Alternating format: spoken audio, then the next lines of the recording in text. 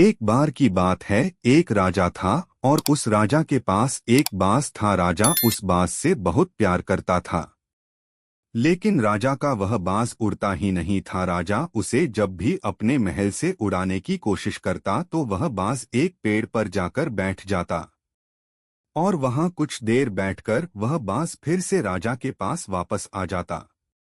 और हर बार ऐसा ही होता, वह बाज हमेशा उस पेड़ पर जाकर बैठ जाता और वहां से उड़ने का नाम ही नहीं लेता। अब राजा उस बाज को हवा में उड़ता हुआ देखना चाहता था, तो उसने गांव वालों से कहा कि जो भी मेरे इस बाज को उड़ना सिखाएगा उसे मैं बहुत ही कीमती इनाम दूंगा। तो एक फकीर राजा के दरबार में आता है। वह राजा से कहता है कि मैं आपके इस बाज को उड़ना सिखाऊंगा। राजा ने कहा ठीक है। फकीर ने उस बाज को महल के बगीचे में ले गया और उसे वहां से उड़ाया। वह बाज फिर से उसी पेड़ पर जाकर बैठ गया और फिर से कुछ देर के बाद वह बाज उस पेड़ से वापस नीचे उतर गया।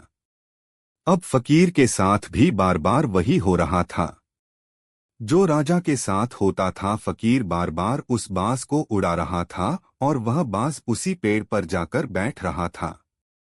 फकीर को देखकर महल के सैनिक भी उस पर हंस रहे थे और सोच रहे थे कि यह फकीर भी थोड़ी देर कोशिश करेगा और परेशान होकर यहाँ से चला जाएगा। लेकिन वो फकीर हार मानने वालों में से नहीं था। उसने सैनिकों से कहा कि इस पेड़ को ही काट डालो। अब यह सुनकर सारे सैनिक हैरान हो गए, इतने बड़े पेड़ को हम कैसे काट डाले। फकीर ने यह बात राजा से कही और राजा के कहने पर उस पेड़ को काट दिया गया। अब उस फकीर ने फिर से राजा के सामने उस बाज को उड़ाया। बाज थोड़ा ऊपर गया और उस पेड़ को ढूंढने लगा, लेकिन पेड़ तो अब कट चुका था। बाज को पेड़ कहीं भी नजर नहीं आया और वह बाज आसमान में उड़ता गया और आसमान में ही महल के चारों ओर चक्कर लगाने लगा और शाम होने पर वह वापस आ गया। यह देखकर राजा ने फकीर से कहा कि तुमने यह कैसे किया, तुमने इतनी जल्दी इस बाज को उड़ना सिखा दिया। तभी फकीर ने मुस्कुराते हुए राजा से कहा कि महाराज, मैंने बाज को उड़ना नहीं सिखाया है, बाज तो पैदा होते ही उड़ना सीख जाता है। मैंने तो सिर्फ उसके कंफ को हटाया है।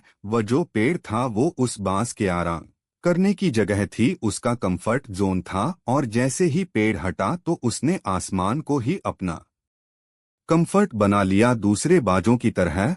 और अब आप जब भी इस बाज को उड़ाएंगे यह आसमान में ही उड़ेगा। सेम ऐसा ही हमारे साथ भी होता है। हम भी हमेशा अपने कंफर्ट जोन से चिपके रहते हैं और जब तक वह कंफर्ट जोन हमारे पास में रहेगा तब तक हम उस कंफर्ट जोन से बाहर नहीं निकल पाएंगे। आपको भी उस कंफर्ट जोन को काटकर अपनी जिंदगी से हटा देना है। याद रखिए, आप अपनी जिंदगी से कंफर्ट जोन को निकाल नहीं सकते हैं, आप सिर्फ अपना कंफर्ट जोन बदल सकते हैं। जैसे इस कहानी में पेड़ कटने के बाद उस बाज ने अपना कंफर्ट जोन आसमान को ही बना लिया था, उसी तरह अगर आप पढ़ाई नहीं कर पाते हैं तो जरूर कोई ना कोई ऐसी चीज है जिसने आपको रोक कर रखा है। वह आपका मोबाइल हो सकता है, वह आपके दोस्त हो सकते हैं। तो इन चीजों को अपनी जिंदगी से हटाकर पढ़ाई को ही इंटरेस्टिंग बना लीजिए और अपना नया कंफर्ट जोन भी उसे ही बना लीजिए। यह जो जितने भी टॉपर लोग होते हैं